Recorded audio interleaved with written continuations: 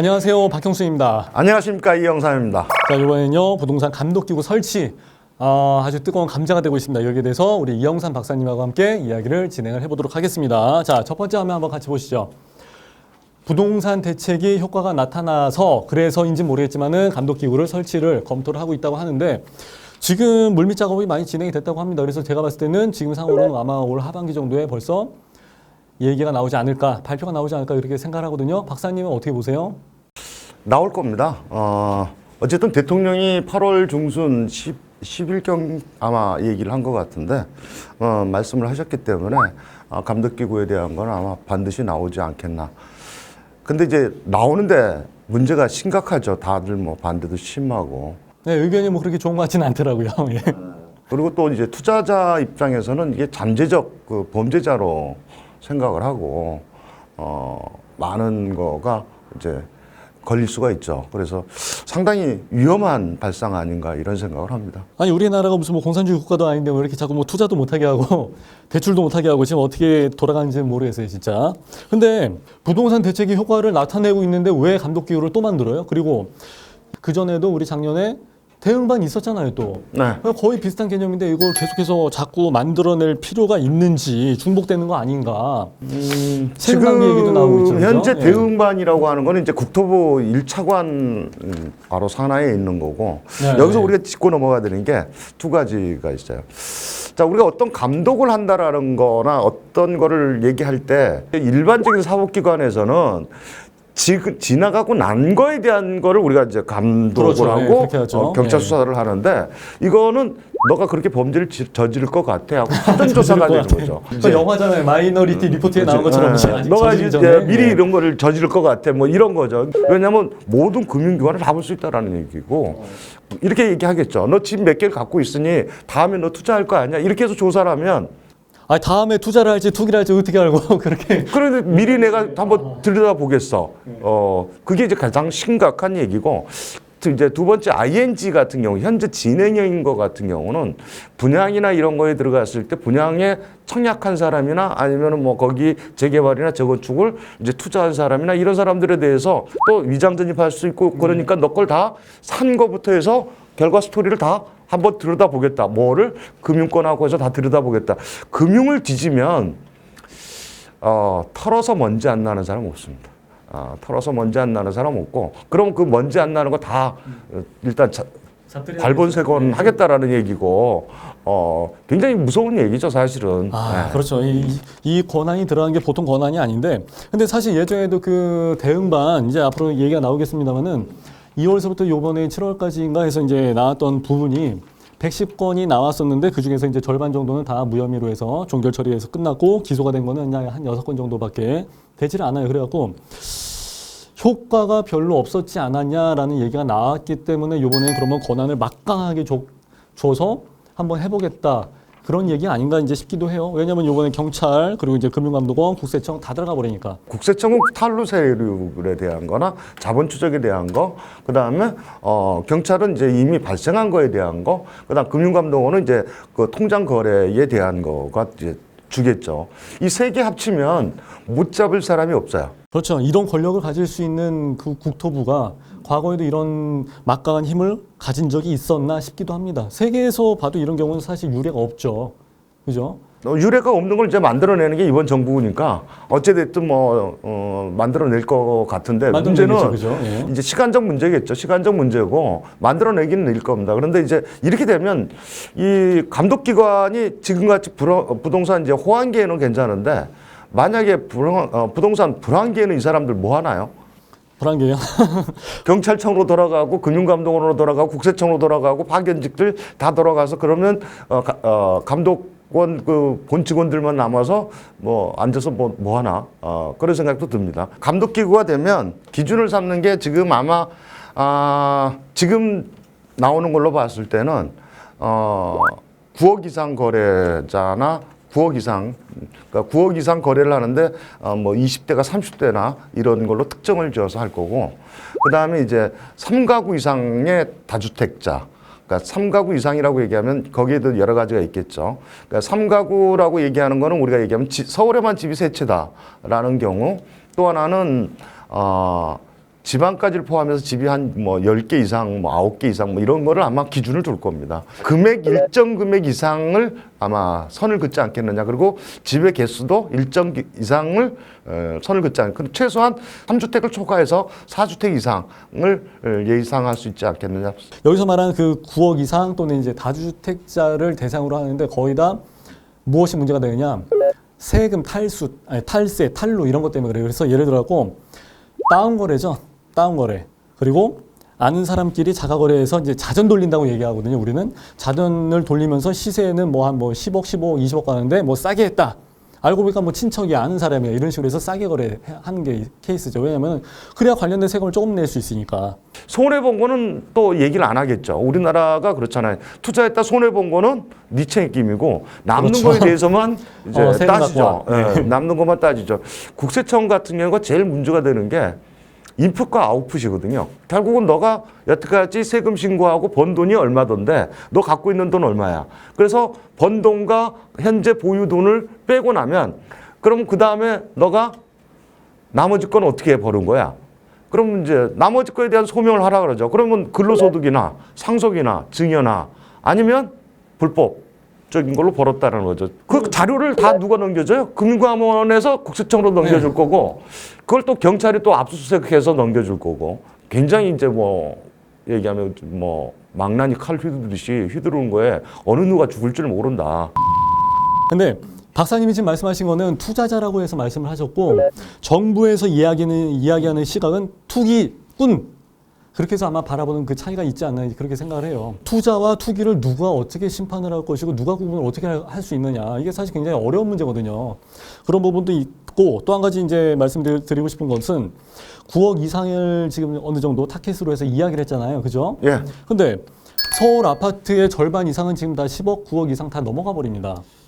지금 정부가 이걸 만든다는 가장 큰 이유는 뭐냐면 지난 시간에도 우리 잠깐 얘기한 것처럼 부동산을 보편타당하게 일반 보합을 유지하려고 하는 게 아니고 뭐를 하기 위해서 하향시키기 위해서 만드는 거거든요. 지금 이게 결과적으로는 하향입니다. 이렇게 지금 어느 정도 지금 부동산이 주춤주춤 해가고 있는 이 상황에서 이 기구가 발생을 하면 6개월 후에 만약에 올해 안에 발생을 해서 6개월 하면 내년 6월 정도면 부동산 거래가 실종될 수도 있어요. 그럼 이 기구가 이제 조사할 게 없어지는 거죠. 그러면 이제 실적은 내야 되고 조사할 게 없어지면 별의별 걸 다 파겠죠. 그럼 없어지겠네요, 그럼요, 조직이? 없어지지는 않겠죠. 어떻게든지 뭐 털어서 실적을 만들어 내겠죠. 자기 존재 가치를 나타내야 되니까. 예. 그러면 실적을 내다 보면 더 불황이 올 거고 계속 하락을 조장하는 게 아닌가.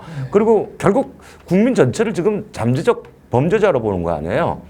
투자자나 투기꾼을 구분을 하기도 쉽지가 않은 마당에 거기에 대한 명확한 법률적인 해석도 있을 수가 없죠. 보도자료에는 선량한 서민들 뭐 이런 사람들은 건드리지 않겠다라고 얘기했지만은 50% 이상이 지금 9억 원 이상으로 다 금액이 넘어가 버리는데 감독 기구라고 얘기를 할 수 있을 정도면은 어떠한 단체, 기관 이런 데를 대상으로 한 게 사실 감독 기구 아닙니까? 근데 일반 개인을 가지고 이런 식으로 해서 내 자산을 다 이렇게 거래 내역까지 다 들여다본다?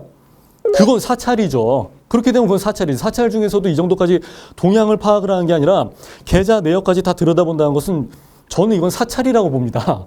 굉장히 심각한 문제예요. 지금 말씀하신 것처럼 사찰한다라는 얘기는 결국은 이 금감원이 가장 큰 문제거든요. 금융감독원이 사실은 이제 국가기관이 아니고 민간기관이거든요. 사실은 민간기관인데 이 세 가지를 합쳐서 지금 한다라는 거는 독립성, 그러니까 개인적인 거에 대한 독립성을 전혀 지금 보존을 안 해준다라는 얘기고 기분 나쁜 게 아니고 사실은 굉장히 큰 문제입니다. 그러니까 기분 나쁜 문제예요. 정도 문제가 아니고 굉장히 큰 문제. 불법 거래나 이런 걸 다 잡겠다고 하는 취지는 좋습니다. 취지는 좋은데 텍스트는 좋아요. 네. 취지는 좋은데 이걸로 인해서 그 다음 파생되는 게 엄청나죠. 그 엄청나다라는 걸 우리가 전에도 금방 전에 얘기한 것처럼 금융권, 국세청, 경찰청이 동원하면 못할 게 없다라는 거죠. 못할 게 없죠. 예. 그럼 경찰청이 조사를 하면 기소권을 갖고 있는 검찰은 당연히 여기 포함되겠죠. 예. 그럼 기소권을 갖고 있는 검찰에서 당연히 뭐를 더 해라 이런 얘기가 나올까? 나오죠, 당연히. 그리고 뭐 지난번에 잠깐 뉴스에도 나왔지만 9억 이상을 지금 내사 중이에요. 내사 중에 있는데 1,500건을 조사를 했는데 근 3분의 1, 500건 이상이 불법 증여나 탈법으로 지금 이제 결론 났다는 뉴스 기사가 있어요. 그건 지금 서서히 지금 이걸 만들어가기 위한 하나의 명분 쌓기거든요. 그러면 이 사람들이 들여다볼 수 있는 게 5년치입니다. 5년치. 5년치를 들여다본다라는 얘기는 내년 뭐 중반 정도에 시작을 한다 하더라도 5년치를 본다는 거는 2000년대 후반부터 있었던 2015년 이후부터 있었던 것들을 다 볼 수 있다는 얘기가 돼요. 그러면 부동산 올라갔던 거나 이런 거에 대한 세금이 다 국세청이라는 기관에 통보가 되겠죠. 결과적으로 이걸 만들겠다라는 것도 여도 야도 야당도 그렇게 크게 반대 안 하는 이유가 지금 돈 풀잖아요. 지금 뭐 2차 뭐 이제 뭐 추경 또 계속 얘기 나오고 있죠. 네, 네. 재난구원금까지 얘기를 나오는데 그렇게 하고 뭐 엄청난 빚을 지게 되면 그걸 이제 해야 될 문제가 생기니까 여도 야도 지금 야도 은근히 반대하는 척하면서도 크게 반대를 안 해요. 네, 그렇군요. 그러면 이제 이렇게 한번 생각해 보자고요. 5년치라고 했으면 그 5년치가 사실 보통 짧은 기간이 아니거든요. 제 친구가 좀 이제 공무원인데 그 친구가 어떤 거래에서 의심을 좀 받아서 계좌 추적을 하는 와중에 제 거를 또 추적을 했어요. 친구 간에 돈 왔다 갔다 할 수 있잖아요. 그죠? 제 거가 뒤졌는데 저로 인해서 또 제가 알고 있는 다른 분까지 또 뒤져졌어요. 이게 금융을 뒤지는 거에 굉장히 좀 연관성을 갖고 뒤지면 민감하죠. 민감해집니다. 그러니까 왜냐하면 개인 간의 거래나 이런 것까지도 다 같이. 또 한 가지 문제는 뭐냐면은 이 감독기구나 대응반이 나오기 전에요. 그 전에도 광교나 다산이나 뭐 의정부 같은 데도 전수조사했어요. 다. 감독기구가 설치가 되고 나서 하느냐? 아니에요. 그 전에도 이미 했었는데 뭐 새삼스럽게. 그리고 이미 살고 있는 사람들한테 이제 와서 갑자기 5년 전에 거 3년 전에 거를 다 까서 했단 말이에요. 그래서 그렇게 해갖고 판결이 바로 나옵니까? 아니요. 이거 1년, 2년 계속 질질 끌어요. 그러면 이거 가지고 그냥 아무 죄 없는 사람은 그냥 집 돈 주고 들어가 샀는데 몇 년 동안 그냥 밤에 잠이 안 오는 거 되게 불편하거든요, 사실. 몇 년 동안은. 그냥 그런 경우가 생겨버리기 때문에 부작용도 사실 좀 심각하다고 생각을 해요. 자, 이렇게 해서까지 한다 그러면은 좋아요. 할 수 있다 그럼 쳐요. 어차피 될 거니까. 내가 보기엔 될 것 같아요. 자, 그러면은 국회의원 배지 달고 있는 사람들 자기네들 거서부터 한번 다 까보라고 그래요, 그러면. 깎을까요? 네, 그 사람들부터 다 까서, 니네 거 다 하고 난 다음에 그 다음에 일반 사람들 거 다 까라고 한번 하면 난 오케이 할 것 같아요. 제가 보기엔 국회의원들은 제외가 될 거요. 코로나가 국회는 잘 안 걸리는 것 같아요. 이게 감독기구, 같은 감독원이 나온다 그러면 유예기간을 두고 난 이전과 이후가 완전히 달라질 겁니다. 그래서 뭐 6개월이든 1년이든 이 안에 거는 정리를 하고 그다음부터는 우리가 정식적으로 수사를 하겠다 뭐 이런 식으로 아마 나올 가능성이 많습니다. 그러면 유예기간 이전에는 물량이 굉장히 많이 쏟아지게 될 거고 아마 팔자가 상당히 많이 나올 거고 그다음에 이제 그거가 이제 팔자가 나오고 난 다음부터는 거래가 거의 실종되지 않겠느냐. 특히 고단가에 있는 우리가 9억 이상, 10억 이상, 15억 이상은 거의 거래가 사실은 떳떳하게 거래되는 게 몇 건 되지 않지 않느냐 이렇게 생각을 합니다. 지금 신고제도 지금 그런 거 내년 6월까지로 유예를 준 거거든요. 그 이유가 뭐냐면 이 신고제를 하게 되면 굉장히 물권 잠김 현상이나 이런 게 심해지기 때문에 지금 거래를 하라는 얘기거든요. 일단은 지금 같은 경우도 사실 거래량이 늘어난 데가 있긴 있어요. 그거는 아파트를 얘기한 게 아니라 그 풍선 효과 때문에 나타나게 된 이제 생활형 투자 시설, 숙박 시설 있죠. 그런 거나 이제 아파트, 오피스텔 이런 쪽으로 해서 거래가 늘어난 거지 상가라든지 이런 게 거래가 늘어난 거지 서울 시내에서 이 사람들이 원래 얘기했었던 아파트 거래량은 없어요. 증여가 많이 일어났지, 증여가. 그렇죠. 네, 공인중개사들은 이제 다 죽어 나가는 거고 중개가 가격이 높고 낮은 게 문제가 아니라 높든지 낮든지 간에 중개가 좀 돌아가야 중개 보수도 나올 거 아닙니까? 그냥 다 일단 올 아웃 돼버리는 거예요. 그냥 다 끝나버리는 거고 매물 잠김이 된다는 얘기는 금액이 올라간다는 얘기예요. 올라갔잖아요, 지금 계속. 그렇기 때문에 거래량은 제가 봤을 때는 뭐 유예 기간을 떠나고 일단은 안 돌아갈 것 같아요. 아니, 저는 이게 발생을 하면 이제 박 교수하고는 좀 많이 생각이 다르는데 강남권이나 집값이 특히 고가에 있는 아파트나 이런 걸 지니고 있는 사업가나 일반 중견기업 뭐 이런 분들이나 아니면 전문직에 있는 분들이 제일 두려워하는 게 세무조사거든요. 그래서 세무조사 대상이 될 수가 있기 때문에 저는 거래량이 상당히 많이 늘어날 거고 투자 환경적인 면에서 굉장히 어떻게 보면 지금같이 이렇게 광풍이 불거나 이러기는 쉬워지지가 않을 거다 이렇게 생각을 합니다. 자, 일단은 그 감독 기구를 가지고서 이제 주요 논란이 좀 나오고 있었던 부분이 이제 이런 얘기죠. 이건 뭐 잠깐만 짚고서 넘어가 보죠. 자, 부동산 정책을 내놓는 게 아니라 부동산 정치를 한다 해갖고 표 계산, 아무래도 임대인보다는 임차인들이 많기 때문에 텍스트상으로 좋은 얘기 하고서 이런 반시장적인 정책을 내놓는 거 아닌가 이런 얘기도 나왔었고, 또 한 가지는 건교부 출신인 장관이 나도 이해가 안 가는데 도대체 이거를 어떻게 이해를 해야 되느냐 이런 얘기도 좀 많이 나온 것 같습니다. 그래서 지금의 정책이 아니, 부동산은 투자를 하면 안 돼? 그런 얘기도 좀 한번 생각을 해보고 싶어요. 우리가 이제 나이가 들고 경력이 쌓여가면 갈수록 뭐가 되냐면 자산이 늘어나게 되고, 그 자산이 노후를 준비하기 위해서 자본주의에서는 그 노후를 재테크를 하게 돼 있어요. 그 재테크에는 증권도 있고 채권도 있고 여러 가지 방식이 있습니다. 그 중에 하나가 부동산이죠. 그렇죠. 부동산이라는 뭐 그럼 주식은 하는 거는 죄악이 아니고 부동산 하는 건 죄악이라는 거예요. 지금 얘기하는 건 부동산 하는 건 죄악이라는 얘기잖아요. 그게 문제가 되는 거죠. 문재인 정부는 지금 부동산으로 정책을 피는 게 아니고 정치를 하려고 드는 게 가장 큰 문제 아닌가 이런 생각이 듭니다. 그거에 대안이 과연 이런 것만 있느냐, 이거 아니고 또 여러 가지가 있거든요. 차라리 강남 올라갈 건 놔두라는 거죠. 세금 걷을 건 걷고 자본주의에 맞게. 근데 국민 전체를 대상으로 해서 범죄자를 만들고 이게 지금 잘못됐다라는 거죠. 그러니까 올라갈 때는 올라가고 지방 같은 경우는 지금 굉장히 타격이 크거든요. 근데 그 미분양 나온 거나 아파트 값 떨어진 거에 대해서는 정부가 보존해 주냐는 거지. 그렇죠. 예. 자, 그러면 이제 다음 페이지 넘어가서 이런 부분에 대해서도 계속해서 좀 한 말씀 한번 부탁을 좀 드릴게요. 자, GTX가 지금 이거는 서울역 앞에 있는 공사 현장에 있는 걸 찍어 온 겁니다. 서울역 앞에 있는 걸 찍어 온 거고, 지금 A 노선은 지금 공사 기간이 2022년까지로 돼 있어요. 2022년까지. 그러면 이제 여기에 조금 연장도 되고 그다음에 뭐 실험하는 것도 있으니까 2023년이면 A 노선은 기본적으로 간다고 보고, 지금 요즘 뉴스에 나오는 게 이제 B 노선, C 노선까지도 지금 어느 정도 예타나 이런 걸 해서 이제 사업 방식을 변경시켜서 해 나간다고 보고 있어요.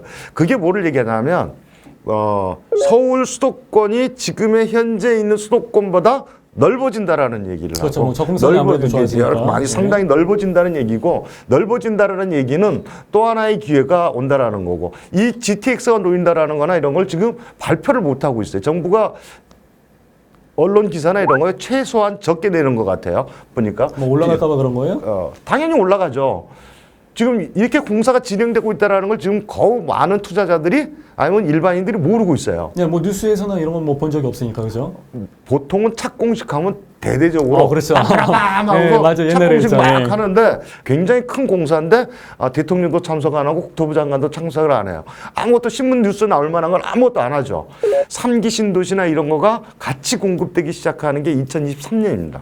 2023년 정도 되면 이제 공급화 이제 어느 정도 맞아지는 거죠. 그러면 안정화되는 거를 2023년이나 2024년으로 보는 거죠.